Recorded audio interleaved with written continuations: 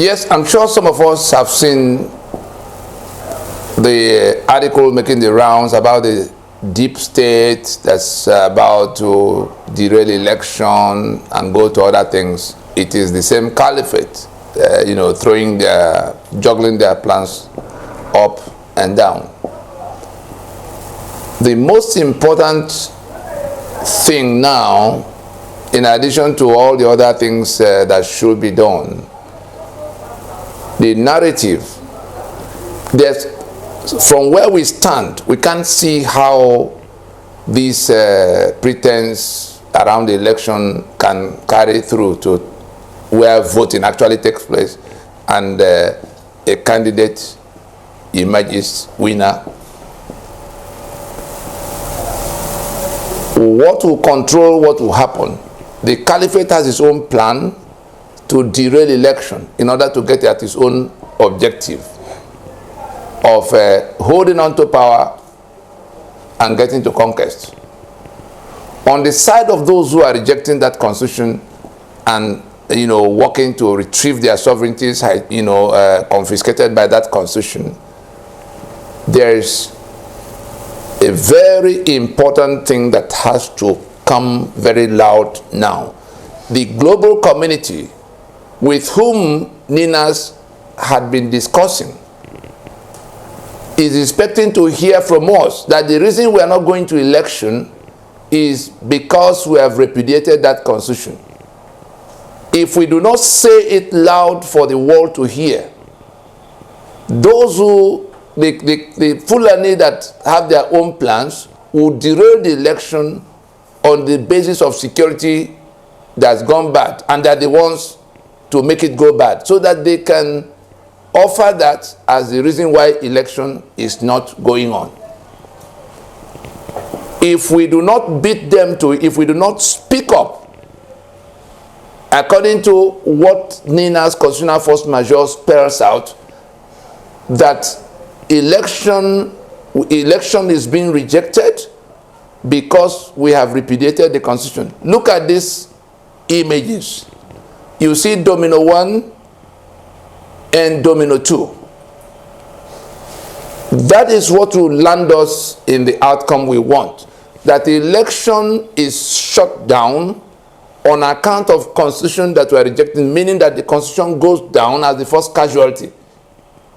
And then the union of death anchored on that constitution immediately terminates.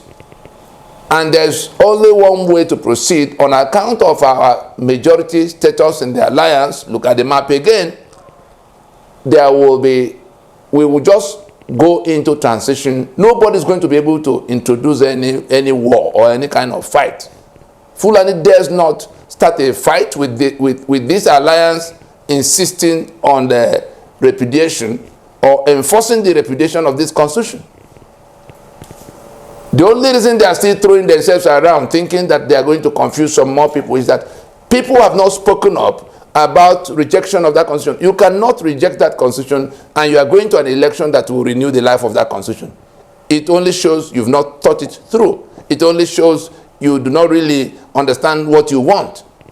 But those in the powers that be in the international circuit that took time to listen to us for all of what we say we are doing, they are waiting for us to demonstrate that we have rejected that constitution. If we go to election, we are making a statement to the international community. If we go to 2023 election under that constitution, we are making a statement to the international community that we are happy to be enslaved, we are happy to be killed, we are happy to live in subjugation. That's the statement we are making. But if we say it loud and clear now, that we are not going to this election because we have rejected this constitution, that is when they will take us, they will realize that we are serious in rejecting our slave status in the union of debt that Nigeria has become. But the reason it has become a bit more urgent to say it now before it's too late to be said is that if the other side is able to disrupt security and then tells the whole world that we're not going to election because security has gone bad, that will become the controlling narrative, because the outcome will then be that they will have to stay on power assume more powers by like martial powers. They can actually suspend that constitution. They can suspend the election on their own terms and assume martial powers by which they suspend all your own rights to even speak, to do anything as you are doing now. So it is a reckless gamble. It is a reckless gamble to proceed to pin your hopes on something that will happen in 2023, controlled 100% by the enemy you are trying to dislodge. They give you plastic PVC to come and compete with them in a battle of AK-47. Let us realize that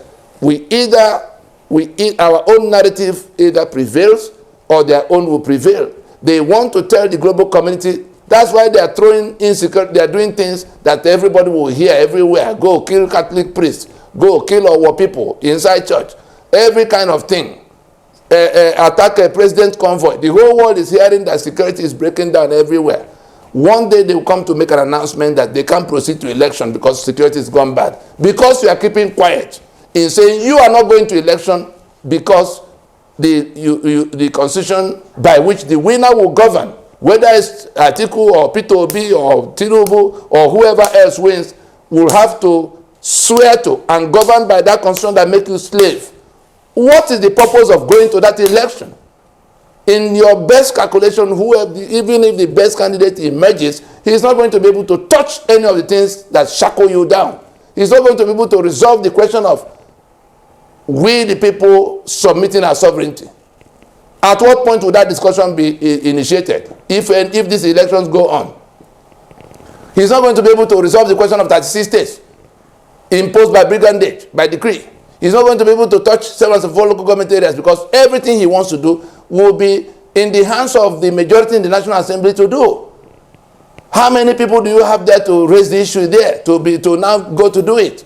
The 68 items of exclusive list that sees everybody's assets and all the power to work those assets will be in their hands. You can't even touch it.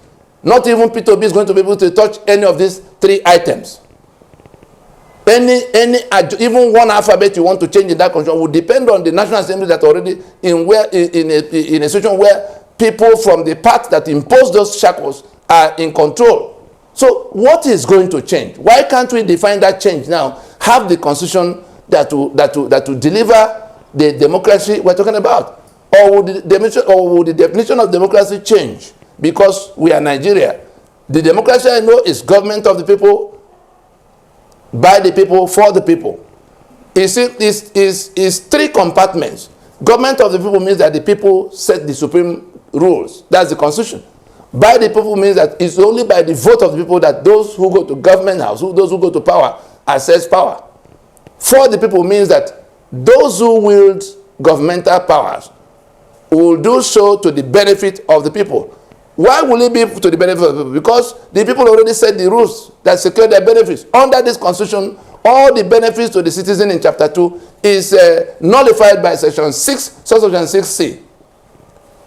Under this constitution, the impunity you see is because of the immunity granted in section 6, subsection 6D in the first instance. That is the section that provides a 33-year period immunity for all of those who brought Nigeria to this mess is in. Your constitution, go to section 6, subsection 6D, and you will see the date, January 15, 1966. 33 years, reckoned from January 15, 1966. Goes all the way to May, end of May in 1999. All the atrocities committed in Nigeria, those who killed people, those who seized other people's assets, those who shared the Commonwealth of Nigeria among themselves, some as oil block, some as, what they did with Land Use Act when it first came in 1978, all of those things you cannot question under that section 6, subsection 6D. Blanket immunity was offered to all of those who committed all manners of atrocities. And then the people they put in power are now protected by section 308 that gives them immunity.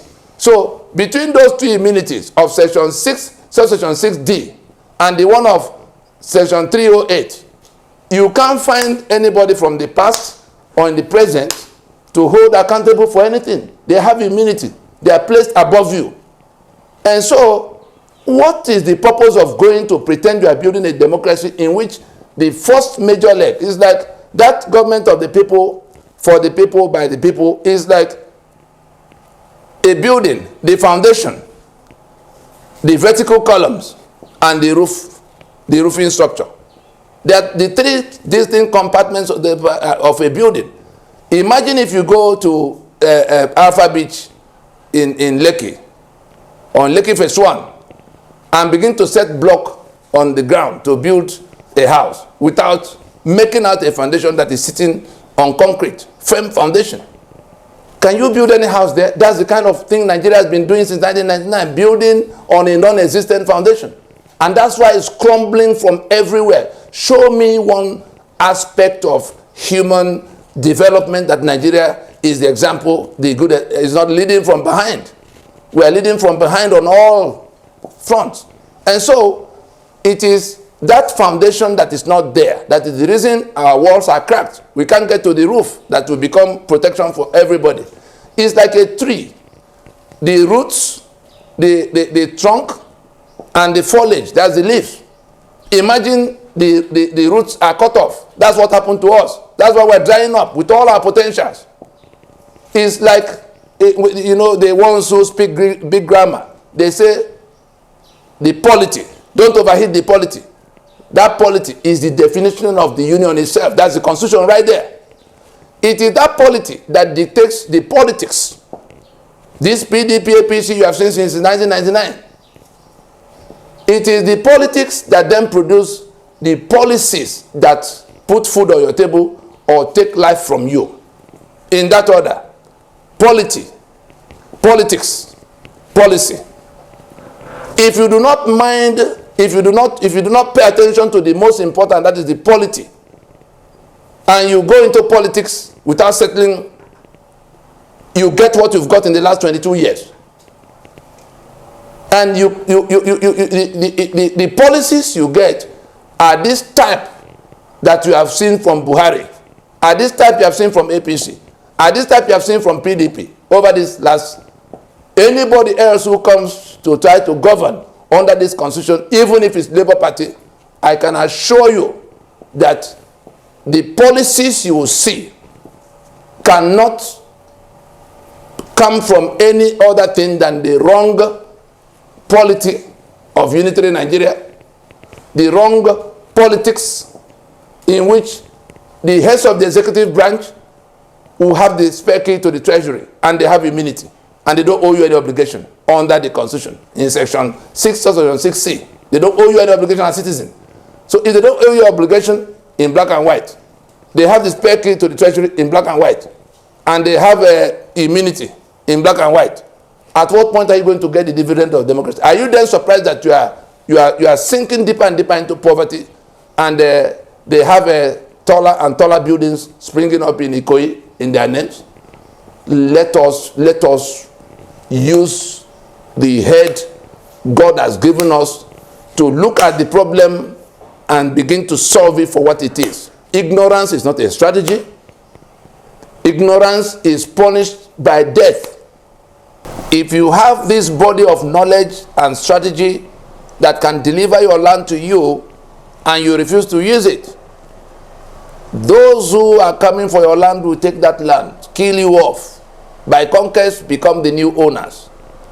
And so, it will be your choice that you had a chance to secure your ancestral land.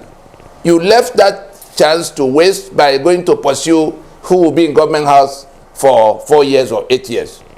They put you on a wild goose chase while encircling your land. You and your land, you are going to be killed. They are going to take that land. There's nothing else to be explained in that regard. And so, if in the face of all of what has been done to save you from that catastrophe, you allow that evil to befall you, then perhaps you truly do not deserve to own any land. You deserve to be wiped off the land. For those who know the value of land, to take the land. That's what they are coming for. The Bible said, my people perish for lack of knowledge. If the Fulani overruns Nigeria, it will be because we chose to work with ignorance in the face of knowledge. It will mean that we truly deserve to perish. If they kill you, it will be your ignorance that swallowed you, because you are refusing to use the knowledge that has been placed freely before all of us. A choice has to be made here.